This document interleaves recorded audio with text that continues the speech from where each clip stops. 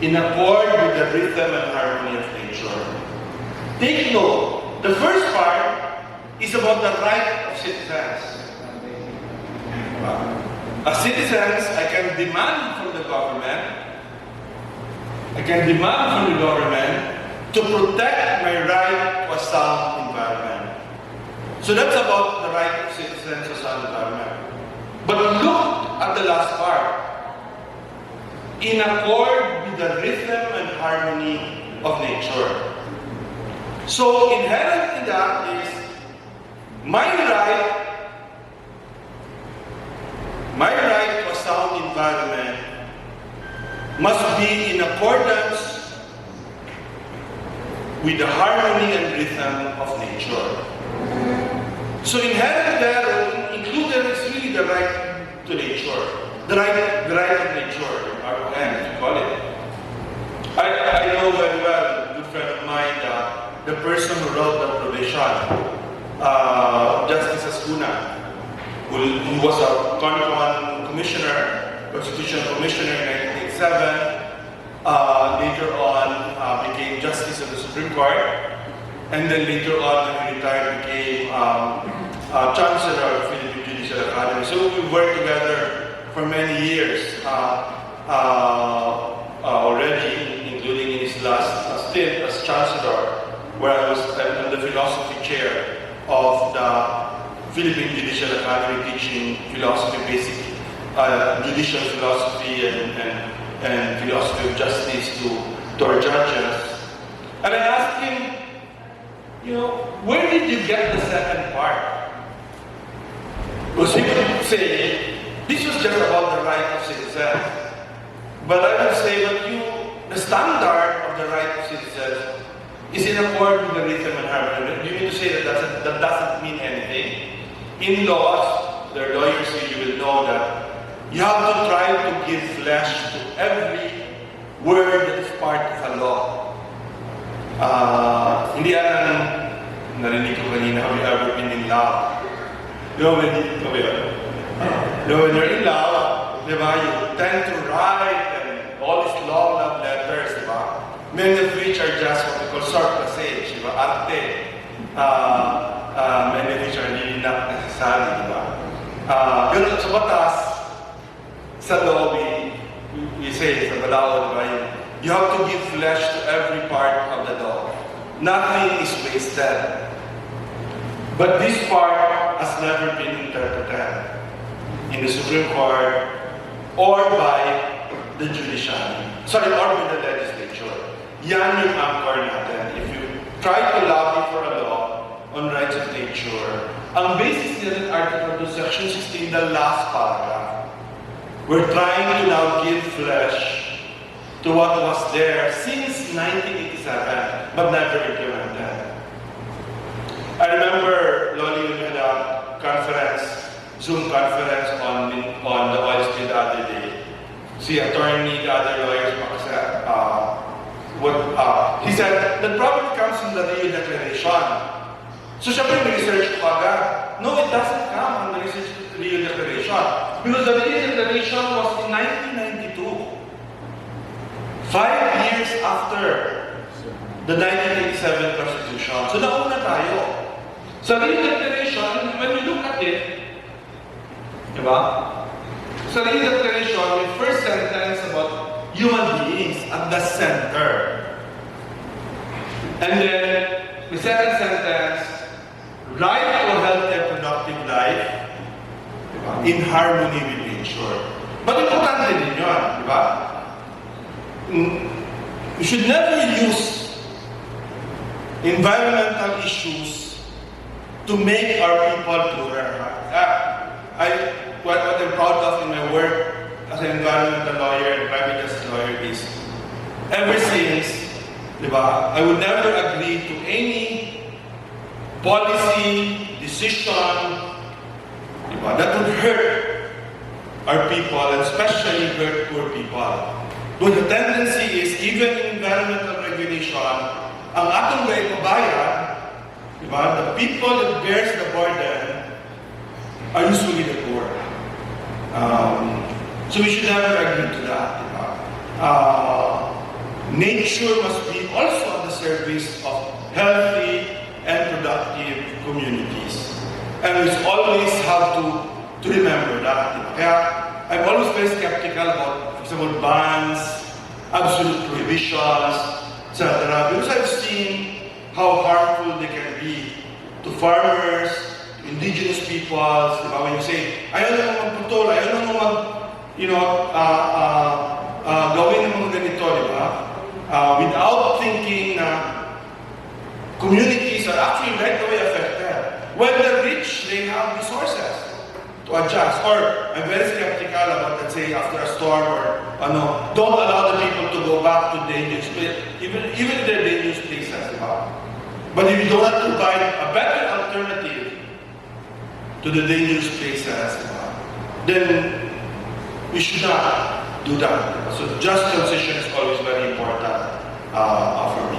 But here you will see very clearly, distinct in dalawa, right of a sound environment by human beings, right of nature to be respected. Next, please. In a way, one might say, may tug of war, diba? Between nature and people.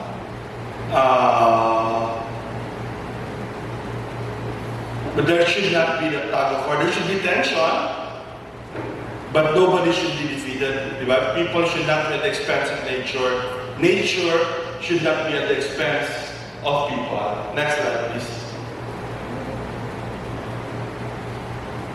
So steady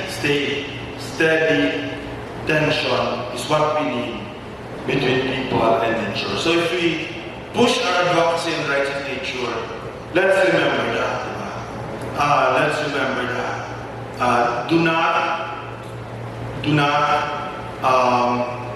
do things that sacrifice people, especially the poor, but also do not do things that sacrifice nature, because both have rights. Next. Status pa rin ito of the rights of nature. Going to our jurisprudence, kanina ng Supreme Court through the years, it's been very good on environmental issues. So, I mean, I teach the subject, and I'm really amazed kung how the Supreme Court of the Philippines, way back in 1994, Oposa versus Doctoran, up to 2021, Manila versus DENR, has time and again introduced very important innovations in law that could be useful for environmental and climate justice. Oposa versus Doctoran recognized our right to a sound environment, recognized the rights of future generations to a sound environment. That's very important. Although we will always recognize Oposa versus Doctoran because the Supreme Court did not go far enough. In 1994, the Supreme Court should have added an order to say, stop all logging of natural forests in the Philippines. Supreme Court did not do that. They said you have a right to sound environment, but you still have to litigate that, you still have to fight over that in court.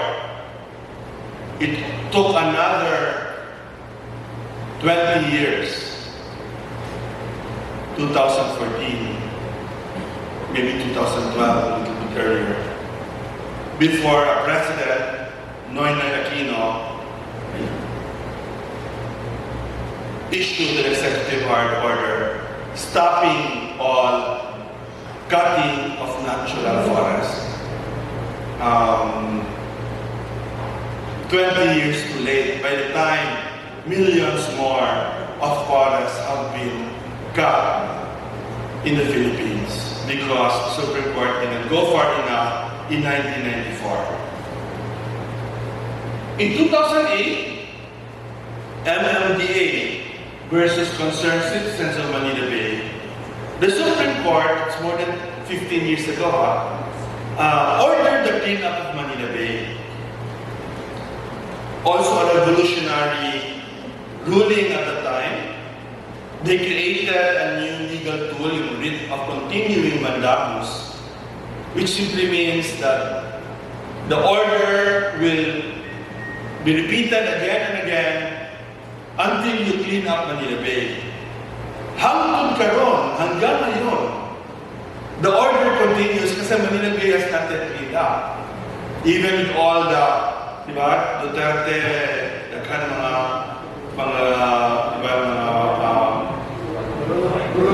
Dolomite Beach, all this, clean up, etc., etc. At the end of the day, Manila Bay is more dirty than it was in 2000. Nga naman, bakit? Because we allowed all the development, all the casinos, all the reclamation area. Even right now, you go to Manila Bay, you will see two big reclamations going on both sides of Manila Bay. Sa pier, Manila Hotel side, that's Harbor City, and then the other side,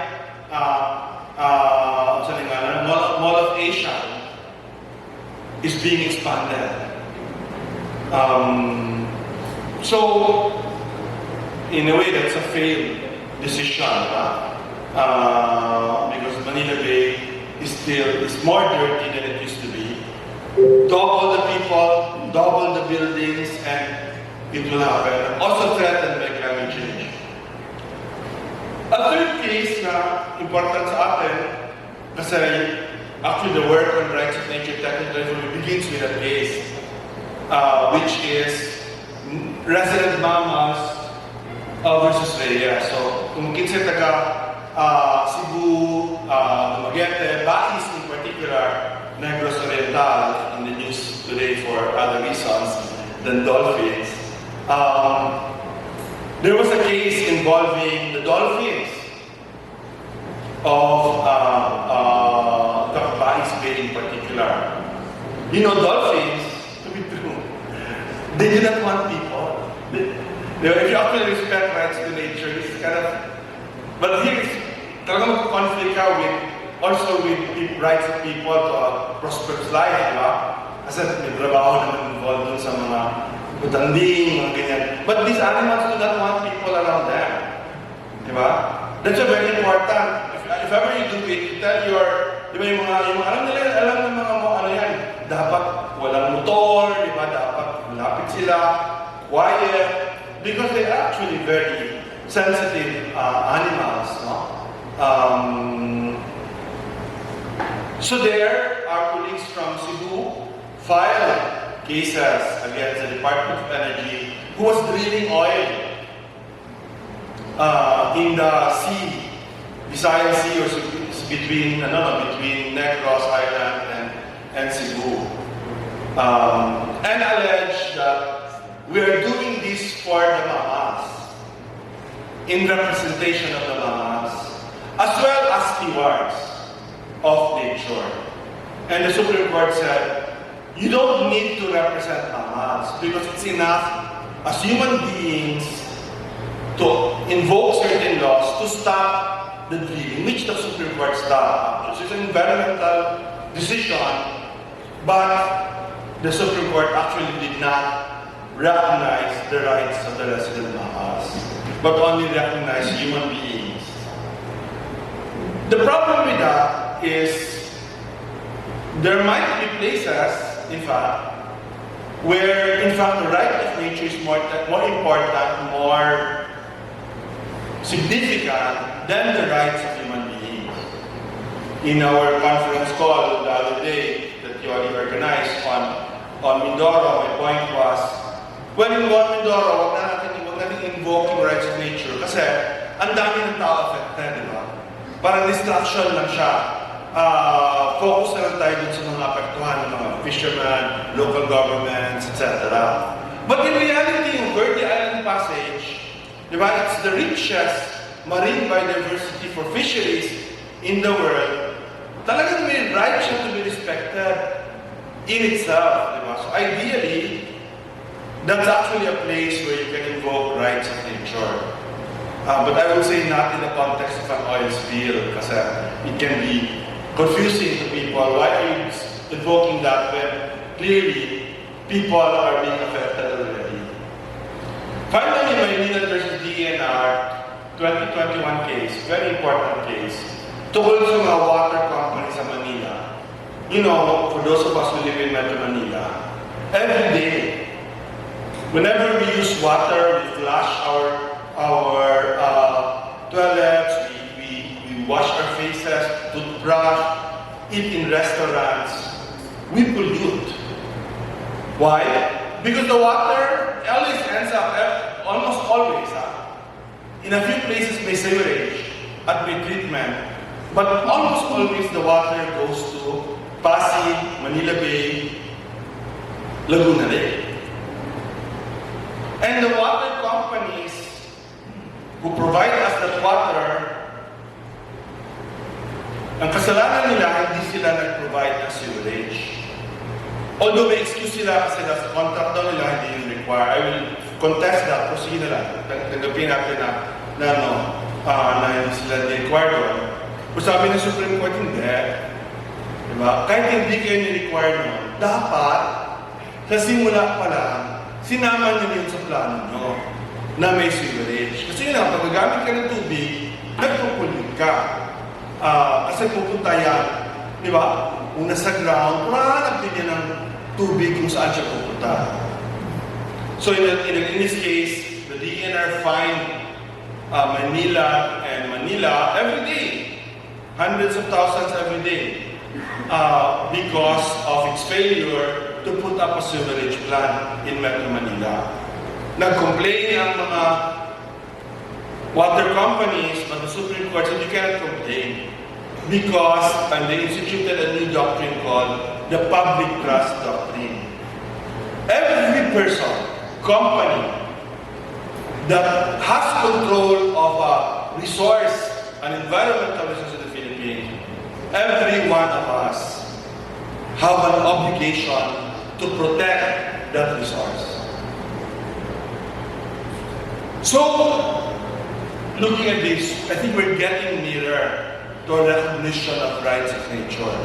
But we just have to find the right case to get that involved. So, sunod na yun. Well, aside that, ito sa 2010 Environmental Law Procedure, which I have co-write, nakita mo na may bias talaga sa tao. Di ba? Real party interest, di ba? Including government and juridical entities, those are all human beings. Any Filipino citizen, preparing minors or generations yet unborn. Ideally, if I will rewrite that now, maglalagay ako ng Section C, rights of nature. Diba? Nature, natural things, inanimate and animate, should be able, through representatives, file a case so that they are treated in accordance with the rhythm and harmony. Yan yung kulang dyan. Walang ganyan na klaseng provision sa ating rule of procedure. So if you had a chance to rewrite this, as I said, I co-wrote this for the Supreme Court. I would actually put that in rights of nature and see that. I don't know when we have the opportunity to revisit the rule again. Next.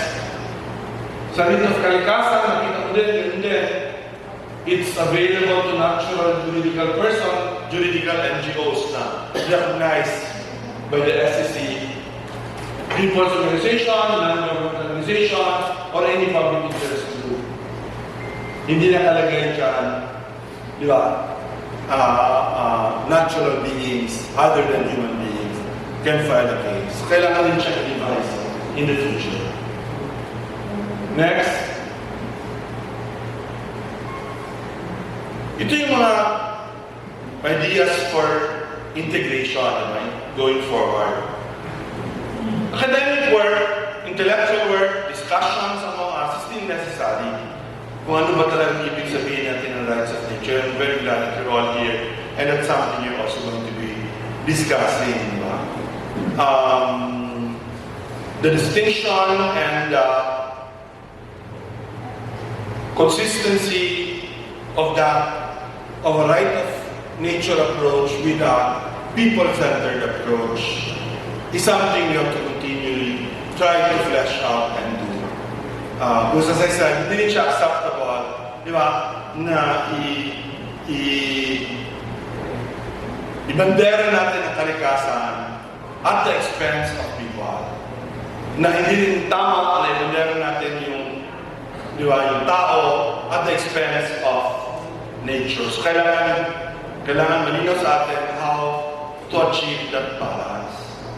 Marami na nagtatrabaho yun from a legal point of view. I have two students who did legal work for that. One in Atty de Manila, another one in San Sebastian. Actually, sa San Sebastian, sa Atty. Lisa Osorio was also in Oceana, leading a lot of the work on the oil spill. Si Lisa was her advisor in her master's thesis on rights of nature. Did really good work. Importante kasi to be able to identify what is the right, what is its basis, how is it executed. But we have to keep on doing that. That's why I'm suggesting when PMPI first, let's do a technical working group that's able to really flesh this out. So we're clear in what we want, especially that if there's opportunities to put it sa legislation or to do litigation. Pwede rin makuha natin yung rights of nature to an administrative approach. Halimbawa sa DNR ngayon, we have a very good secretary, si Secretary Tony Gilulesoga. Biased ako siya because she was my predecessor in the Manila Observatory. She was in Manila Observatory for 10 years. And I replaced her after that. But Tony is a scientist, pro-poor for sure, very thorough. So I think she is an ally on this. But right now, ang instruction niya sa DENR ng mga tao nila, I want comprehensive valuation of environmental resources.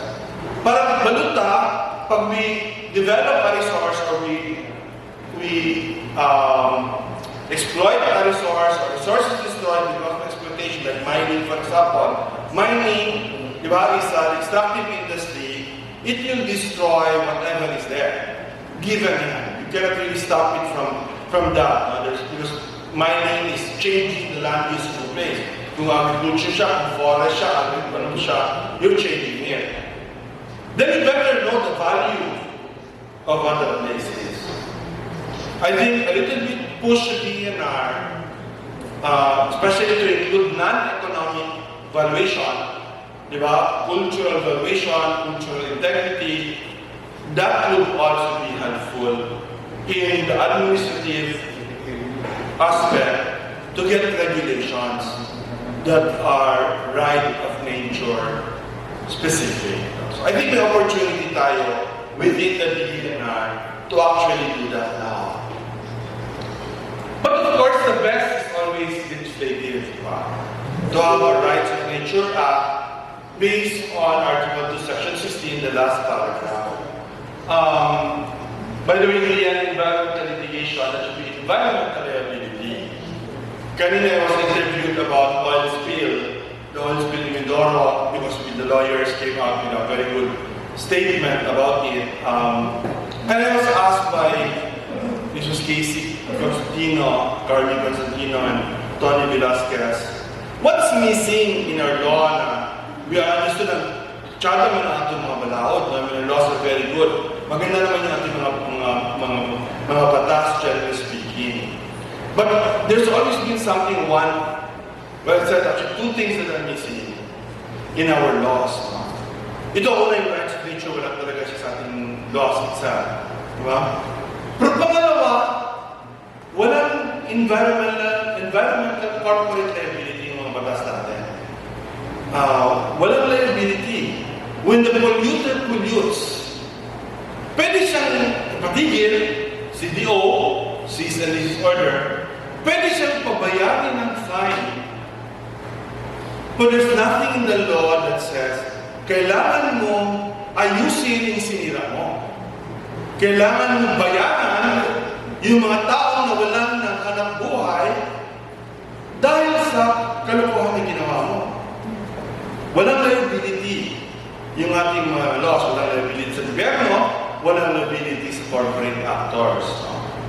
Careful lang ako sa liability ng individuals. Because ang tatargetin na naman, yung mga mahihirap na naman tatargetin, di ba? Yung laging, mga gano'n. Mas gusto ko corporate environmental liability. But at least it's the big actors that can pay up that are targeted. So ang suggestion is to combine the opportunity now with the oil spill to combine a rights of nature law or provisions of rights of nature with provisions that mandate environmental liability, paying for the damage that's caused to both human beings but also to nature. So it's a very good, I think, combination to do. So that will be my suggestion if you want to move forward. Because we have a chance now with the oil spill to do that. Yun naman sa environment, unfortunately all over the world totoo ito, the chance to create new laws happens when something happens, when a disaster happens.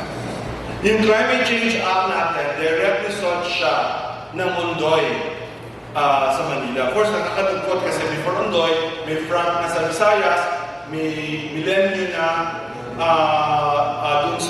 dun sa Bicol, pero hindi nag-act ang Congress at naapektuhan ng Metro Manila through Ondoy.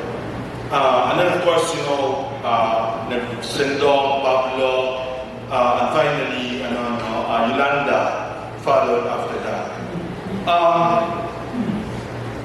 So we have an opportunity now. Nabanggit ko yung mitigation, yung opportunity rin tayo, but we have to be careful sa litigation na malinaw talaga na rights of nature involved, hindi rights of human beings. Then of course, yung international advocacy palagi dito,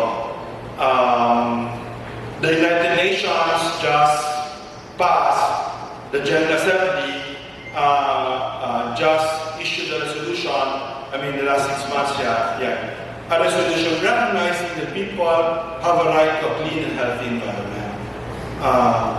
Medyo people-centered pa rin, human-centered, but I think pwede natin i-tweak as let's move forward to implementation in countries to be also nature-centered. So there, I think we have these opportunities rights of nature that are before us. Next, so balik lang ako dun sa idea na injustice is, between generations, between countries, between economic classes. Next.